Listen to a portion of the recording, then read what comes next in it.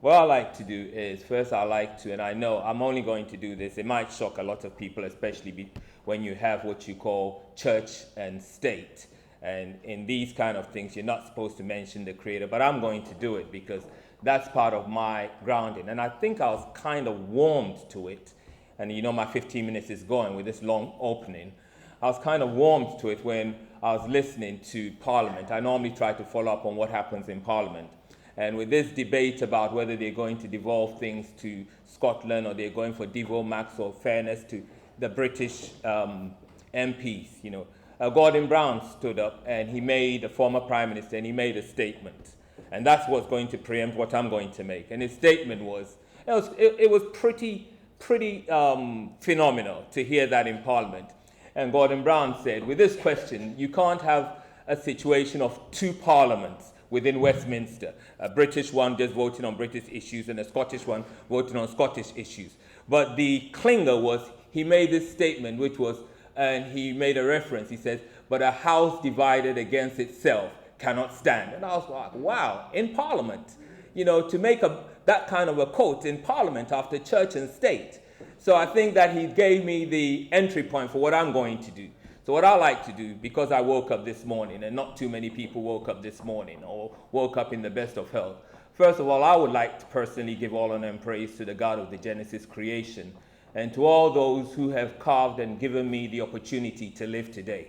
I don't take life for granted, and I'm thankful and I'm grateful, no matter how squeamish you feel upon it, especially in this critical time when we're facing one of the greatest threats medically, and we don't know where it is, especially with Ebola, that at least we have life. And I'm thankful for the Creator to give me life today.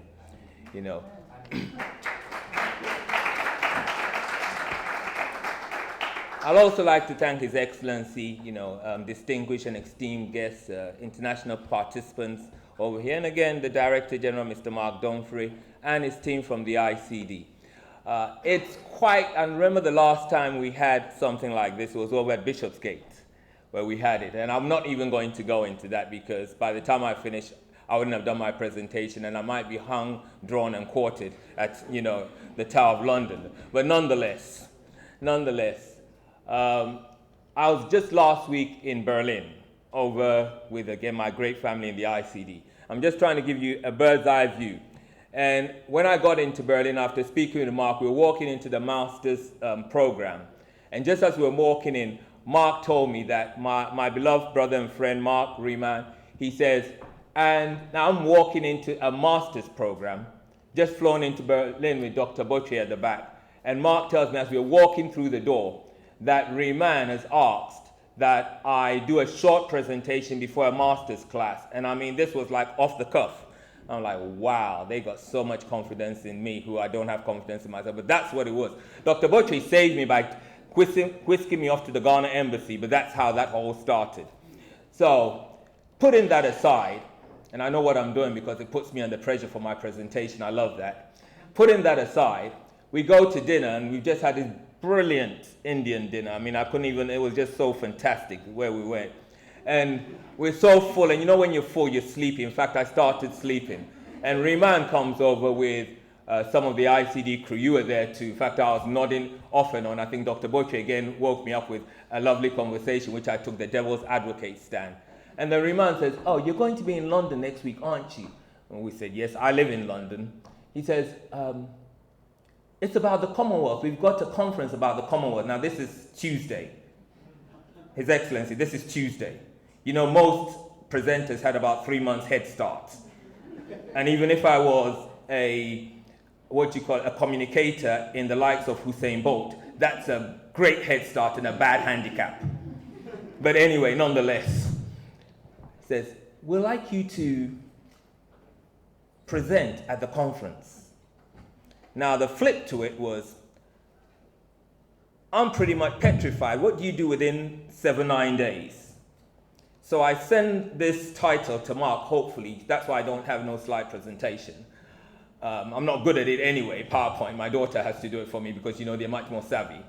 I send it to Mark, and he sends me the program before Mark, you remember. And when the program comes first, Mark works, German efficiency in the ICD, they are, and I've worked in Berlin before, They are pretty much max in terms of, hard work, you all know it, team, and, effectiveness. And Mark sends me a title, and the title is Art and Diplomacy in Culture, Art and Culture in Cultural Diplomacy. And I'm saying, wow, what happened to my title? So I start preparing for that. And then yesterday, in observing the Feast of Tabernacles, because I studied in Jerusalem, I'm part of the community in Israel, so I'm celebrating Sukkot, and I'm presenting. I give the paper, the final program paper, to someone to read. And when they read it, I just realized yesterday night that the topic that I chose was actually in the final edit. So I've missed everything. So I've tried to get everything together between yesterday night, and I've only got 10 minutes to go. So I might as well get on to what I had to say. Well, we do have this whole construct of the Commonwealth. But again, in the 21st century, most people have branded what you see as the Commonwealth in kind of a vague canvas. And I wanted to take a bird's eye view. I can't talk for every part of the Commonwealth, especially the empire which the sun never set on it. And there is a joke to that, but I'm not going to do it right now just for, being politically correct or not being hung up. There is a joke to that, why the sun never set on the British Empire. But nonetheless, in the whole scope of the Commonwealth, as in cultural diplomacy, you have this follow-up school of thought that looks at cultural diplomacy, even though you see the definition over there, in myriad ways, either political or much more so in the scope of hard power versus soft power. And I always remember this hard and soft because in Ghana, where my parents come from, when they told you that you were going to have a soft drink, it was Fanta or Coca-Cola or Pepsi, but it was so toxic as having, a full beer or Guinness because you don't know the kind of chemicals in it. So I'm kind of wary when people preempt something as soft. But let's look at the Commonwealth in its evolution. And the Commonwealth just did not evolve as the Commonwealth almost immediately. We've got to go back historically to the families of the Vandals, the Huns, the Ostrogoths, the Visigoths. You all know them, the Vikings. And as the Anglo-Saxons began to state their sense of personality upon the globe. Now that pretty much was shadowed within the whole geopolitical state of Europe as a whole. And I'm saying it not disparagingly to the English, but factually to the English, that until Shakespeare and the writing of the King James Bible came to the forefront, this particular land was not viewed in any kind of esteem, and you can read that from Charles Dickens' The Tale of Two Cities, as an opulence of European cultural expression. But then came the breakthrough, Henry VIII and the breaking away from Rome, and then this small country then was no longer shackled by the dictates of Rome and could begin to pretty much exponentially just bloom out in terms of whether it was academic research, the Newtons, the Darwins, etc., without having to take any kind of permission from Rome. Now that began to form their power base, and you've got to understand it was a power base leading to the Commonwealth that did not start with soft power. Because as Britain entered into what was part of the bedrock of its strong identity, being the transatlantic, and I love the word trade, because no matter how squeamish you are about it, it wasn't about human beings, it was a business. When those ships left Portugal or Spain or Liverpool or Bristol, it was a business. And it was a business that was backed not with cultural diplomacy, it was backed with hard power. And there were agents in that business. You're following? Because this is all the evolution to what you find in the Commonwealth. And this is why I'm talking about, you have the question mark on it. And this business went on. They came late in the game, behind Prince Henry the Navigator in 1442, Christopher Columbus 1492, until 1554, 1556, you've got Jesus de Lubeck and Sir John Hawkins, and the British come into the game. But what is significant about this island, just like Hong Kong, is that a small island, even in 2014, if you take the stats added to Scotland, which is just about 6 million, Wales and Northern Ireland, they only have, 62, 64 million people. So you can imagine in 1442, pretty much in 1556, how many people were on this island. But it's the impact of the mind and the great determination of focus to have great, grandiose vision of leadership, whether it was hard power or soft power, or now in the 21st century, smart power, which is a combination of hard power and soft power. You can forget about the Fanta right now because it's getting a little more serious. So they evolved. Something happened. Most empires or geopolitical structures normally are able to be insular to external attack. But like Gordon Brown said, a house divided against itself is normally what causes great edifices to implode. So Britain, just like America today with ISIS, began to realize the ineffectiveness of hard power, even though they had it vis-a-vis the Spanish Armada and their conquering Britannia rules the waves, and had to adopt after the American war. They had to begin to realize that part of them, you all heard me, a house divided against itself, had broken away. And no matter what hard power they had lost America.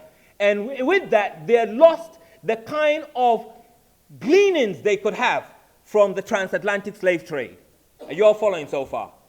So hard power had to be rethought, just like America is going to have to think hard power, because those strikes, even though as at right now, the Peshmerga claim that Kobani, or whatever it is, they've been able to drive ISIS back. But in Iraq, they have still conquered a large face, and they're fighting on two fronts, and you can't win no military thing from the air.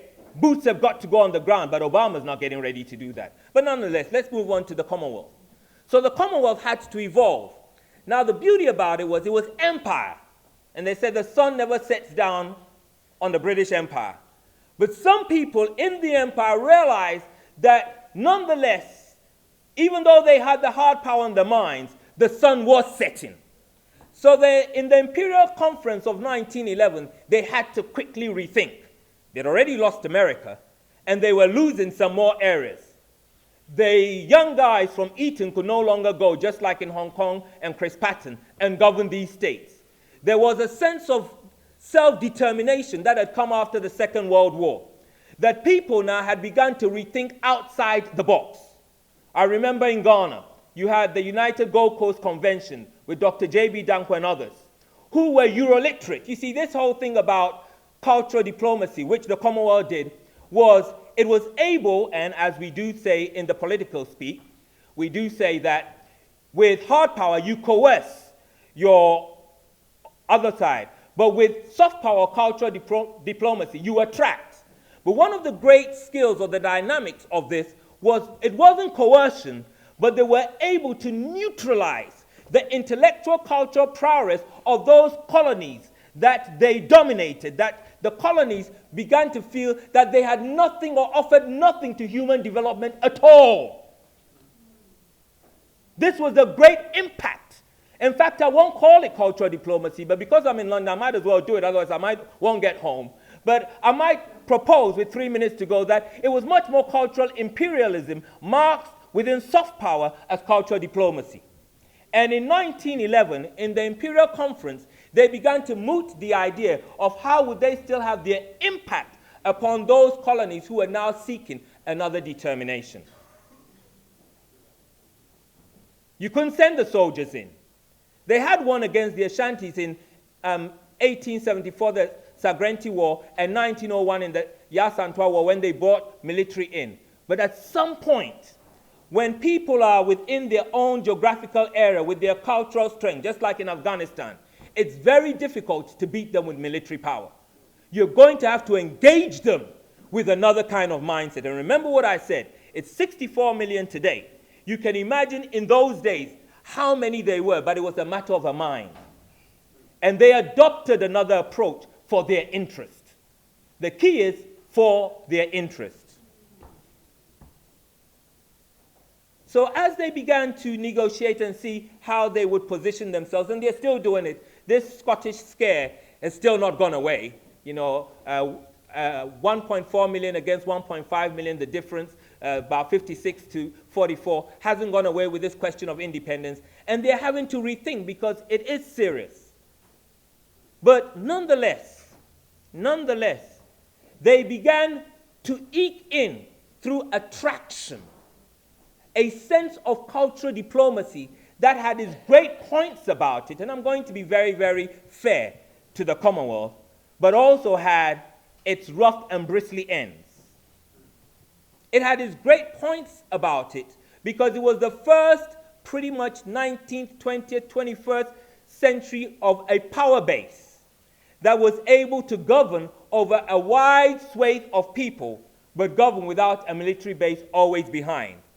Always behind. Not saying sometimes, but always behind. How was this done in the sense of cultural diplomacy for the Commonwealth?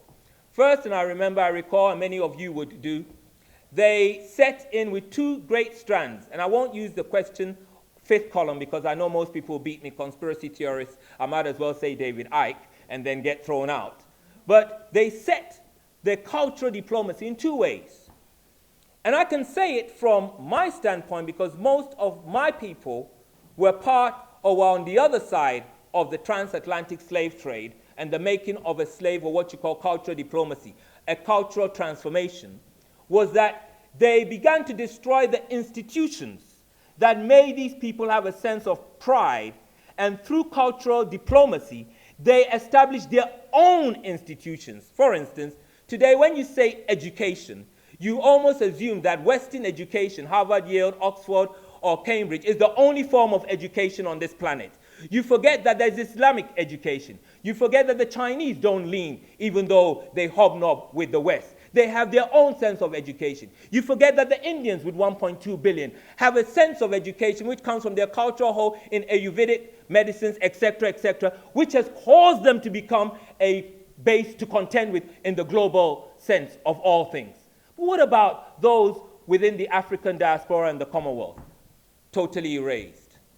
So, through education, they wiped out the connection culturally between those people on the land and their base and identity of themselves. And when they began to seek it back, not through hard power, but through cultural diplomacy, they could only seek it back through a transformation of their mind. You've got to know and really grasp that education is not a passive tool. Education transforms people and societies.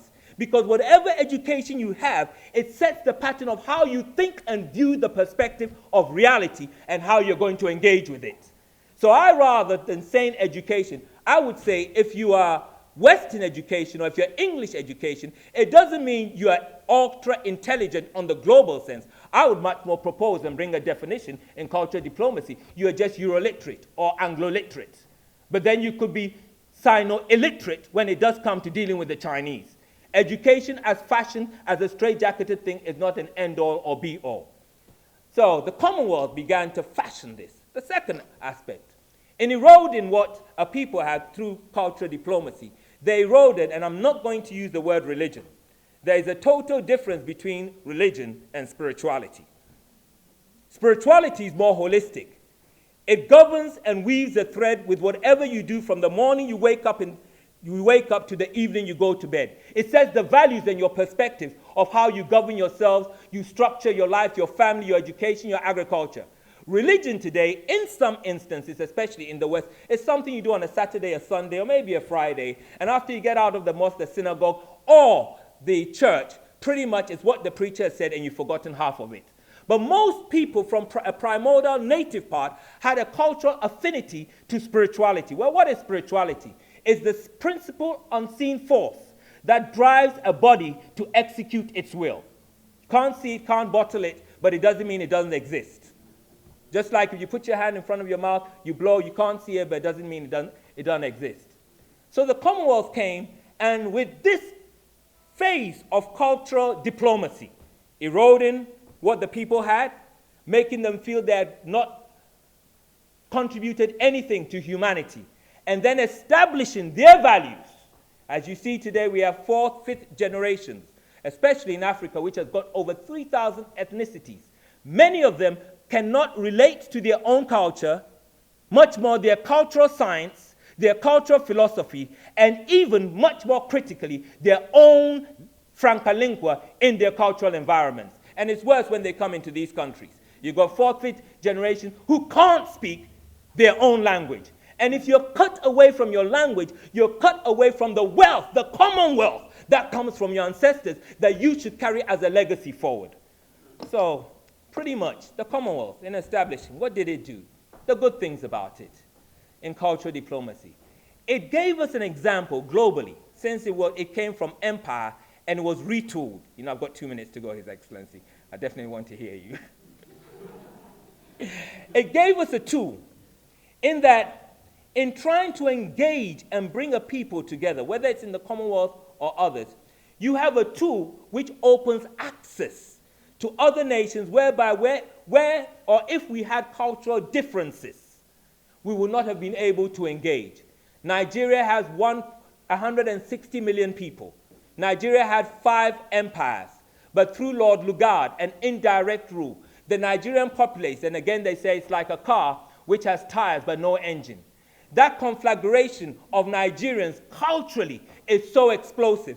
But through the English language, they still are able to engage the length and breadth of Nigeria. The African Union, again, as another example. And through that, it gave us a tool to be able to explore other people's culture, other people's facets, other people's advantage, and see, like Hegel said, if there's something good in it through the tool of the Commonwealth and the English language or the English identity, open worlds up for us that we would not have had in our own locus, which was an excellent thing. Not just worlds of language, but worlds of science, worlds of even justice, etc., etc. And set the model, not Ian Fleming, but a true model of how you maintain cohesive engagements.